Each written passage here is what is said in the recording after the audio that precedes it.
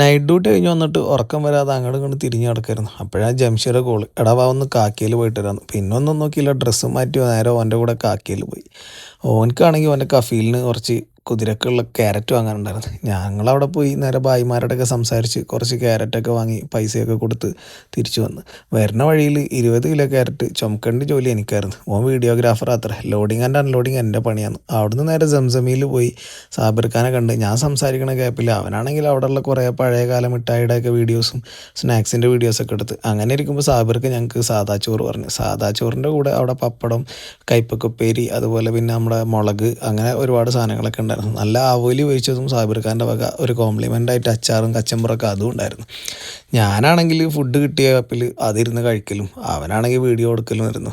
ഞാൻ പിന്നെ ഫുഡ് കണ്ട നിങ്ങൾക്കറിയാലോ, അടിയോടടി. അത് കഴിഞ്ഞ് അവിടെ ഉണ്ടായിരുന്ന ഒരു നൊസ്റ്റാൾജിയ നമുക്ക് ഫീൽ ചെയ്യണ ഒരു കടിച്ചാൽ പൊട്ടാത്ത മിഠായി സാബിറൊക്കെ അതും തിന്നു. അപ്പം എന്നാൽ ശരി, ബായ്.